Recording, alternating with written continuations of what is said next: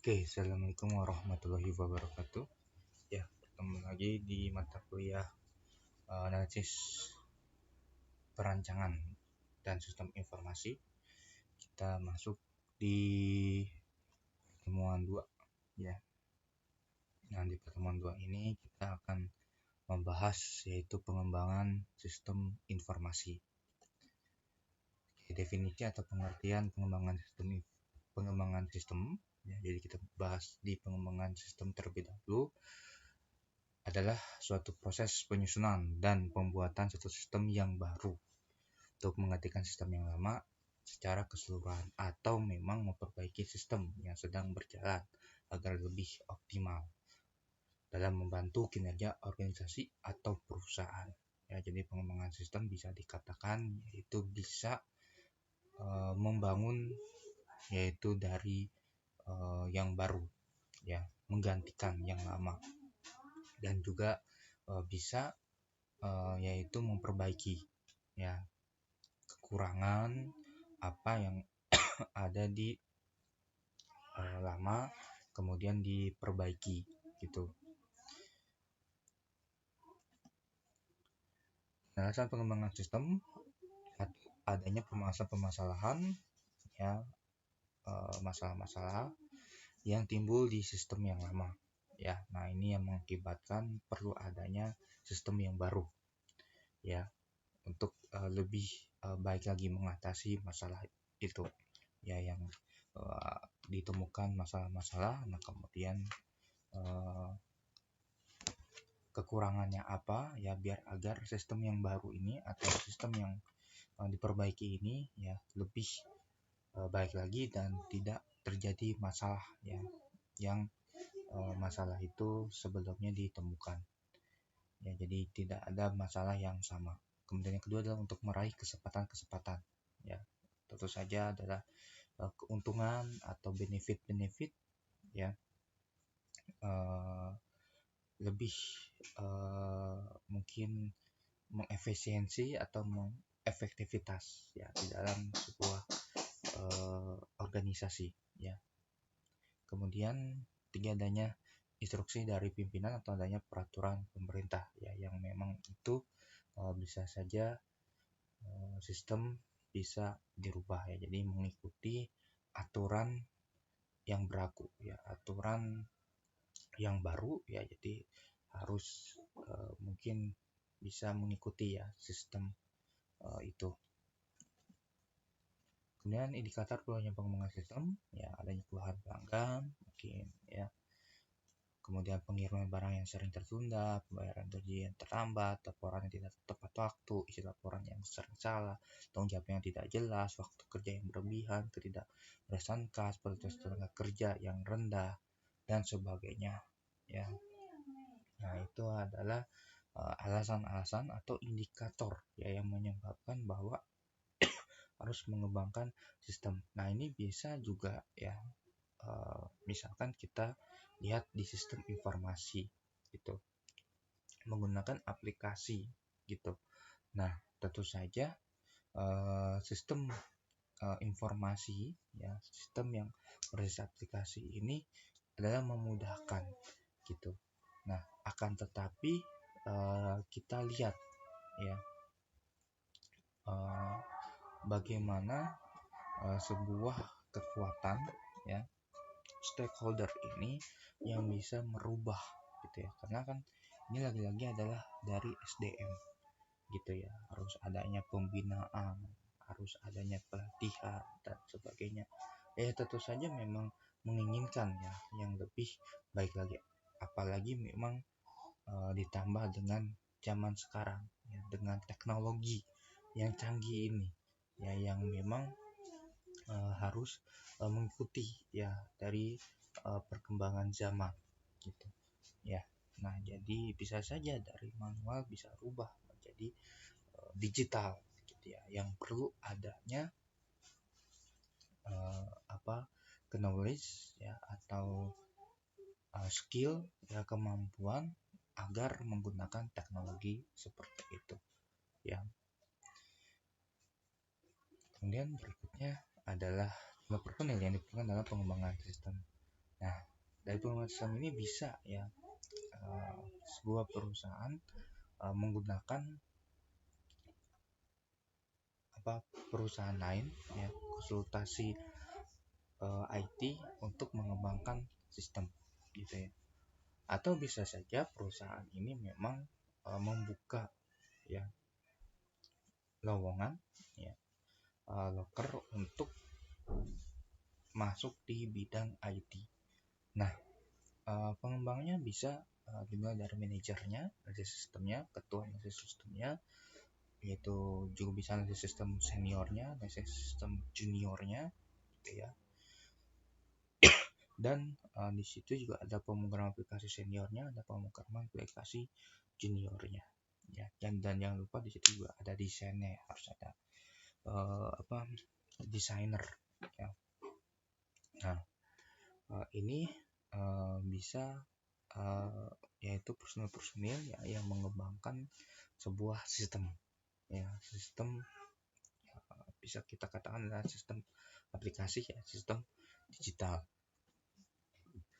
Nah, prinsip pengembangan sistem, satu sistem yang dikembangkan adalah untuk manajemen, dua sistem yang dikembangkan adalah investasi modal yang besar, kemudian tiga adalah sistem yang dikembangkan memerlukan orang yang terdidik, tahapan kerja dan tugas yang baru dilakukan dalam proses pengembangan sistem.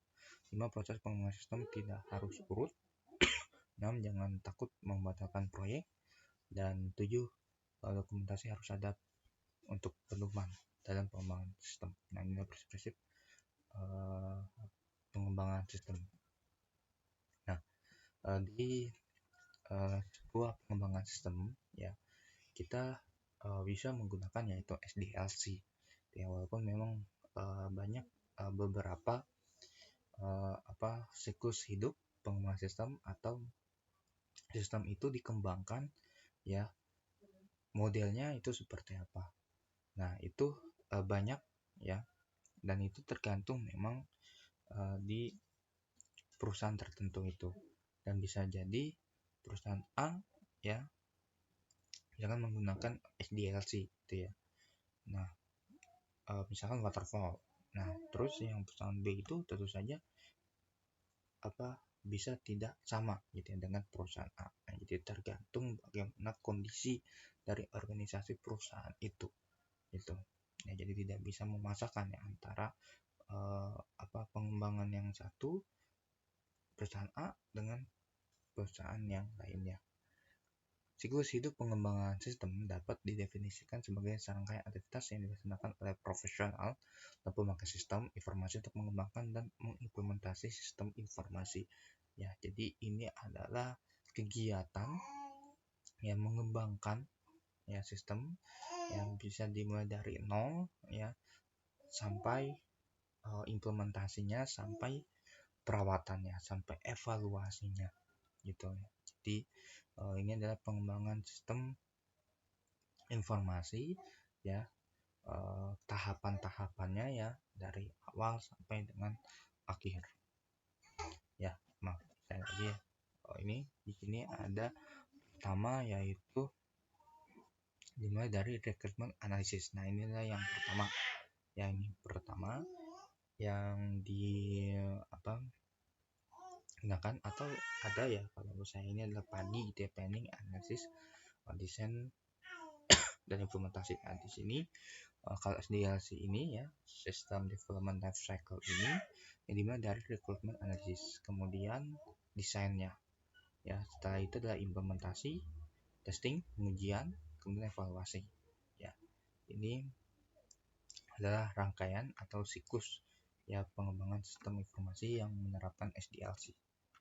Nah, analisis sistem atau requirement analysis ya. Nah, di sini bagaimana dibentuk suatu struktur kerja yang akan memberikan gambaran mengenai sedang berjalan dan harapan pemakai sistem pada sistem yang akan dibangun gitu ya. Jadi sistem yang berjalan itu seperti apa ya. Kemudian nanti harapannya ke sistem yang baru ya itu bagaimana ya. Jadi memang dimulai dari sistem yang berjalan. Nah, dari sistem yang sedang berjalan ini ya, kekurangannya apa, kan lihatnya sebenarnya dari kekurangannya, kelemahannya apa, agar bisa diperbaiki ke sistem yang akan datang gitu, sistem yang dibangun ya. Jadi lebih baik lah dari sistem yang berjalan ini gitu ya. Nah, kemudian bisa gunakan flowchart ya. Nah, ini sebenarnya nanti ya di mata kuliah ini ya, bagaimana mahasiswa ya dan mahasiswi ini bisa ya menggambarkan sistem proses yang berjalan gitu ya. Nanti kita menggunakan DFD ya kan. Nah, nanti juga dari situlah kita bisa merancang gitu ya, merancang sistem yang akan nanti kita bangun gitu ya. Nah, tentu saja kan di sini ada perbedaan lah. Misalkan contoh ketika misalnya kita ujian gitu ya, ujian menggunakan kertas ya, kemudian ujian menggunakan komputer gitu ya, atau menggunakan aplikasi. Nah, di sini kan tentu saja berbeda gitu ya. Nah, berbeda ini ya bisa saja dari sumbernya, sumber daya ya. Kalau kertas ya harus banyak menggunakan kertas ya. Kalau ini kan hanya menggunakan aplikasi ya, dan alurnya pun berbeda ya. Kalau misalkan bisa saja kalau pilihan ganda gitu ya, kalau aplikasi itu bisa langsung mendapatkan nilainya kan. Kalau misalkan kertas itu kan harus ada proses pengoreksian ya dan sebagainya. Oke, kemudian kedua struktur sistem yang disusun harus saya. Kemudian tiga adalah identifikasi masalah ya. Nah, ini harus tahu ya di analisis itu masalahnya itu apa ya, mengenal masalahnya apa saja yang nanti harus mendapatkan solusi gitu ya. Ini dokumentasi hasil analisa yang berisi penemuan-penemuan, rekomendasi serta alasan untuk mengembangkan suatu sistem baru gitu ya. Jadi kita harus mendapatkan dokumentasi ya, hasil ya analisa kita, data-data gitu ya, yang nanti buat kita kembangkan di sistem informasi. Yang berikutnya adalah perancangannya, ini adalah desain ya. Jadi bagaimana merancang ya proses dengan mengidentifikasi laporan dan output yang akan disampaikan sistem yang disusun, data masing-masing laporan ditentukan ya. Dan di sini merancang bisa menggunakan sistemnya apa gitu ya, database-nya apa, kemudian bisa merancang bagaimana arsitektur si sistem informasinya itu ya, dan seterusnya. Kemudian berikutnya adalah implementasi. Nah, ini adalah pelaksanaannya gitu ya. Jadi di sini pengkodingannya ya, kalau di orang IT gitu ya, membangun aplikasinya itu menggunakan bahasa pemrograman. Tentu saja ada komposisinya ya, 70% itu adalah 70% di luar pengkodingan ya, 30% kodingannya. Jadi paling banyak itu adalah persiapannya, kemudian setelah dari implementasi itu ya kan, nanti ada testing, ada evaluasi gitu ya. Nah, itu kan porsinya dari itu semua kan 70%. Nah, ini codingan itu 30% gitu ya. Jadi dibuat ya sistemnya itu. Kemudian adalah pengujian. Nah, ini adalah mengetahui apakah program yang telah dihasilkan memberikan solusi yang benar sesuai dengan yang diharapkan.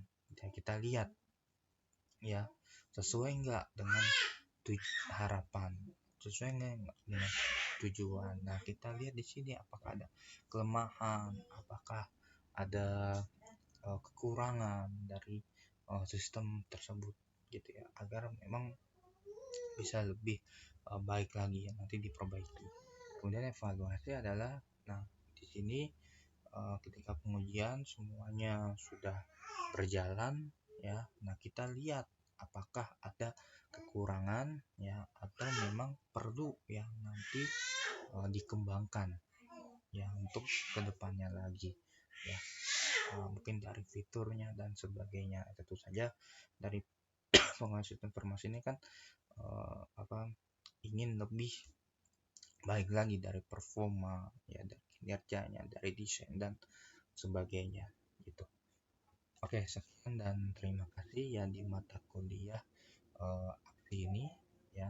Semoga bermanfaat ya. Oke, akhir kalam. Wassalamualaikum warahmatullahi wabarakatuh.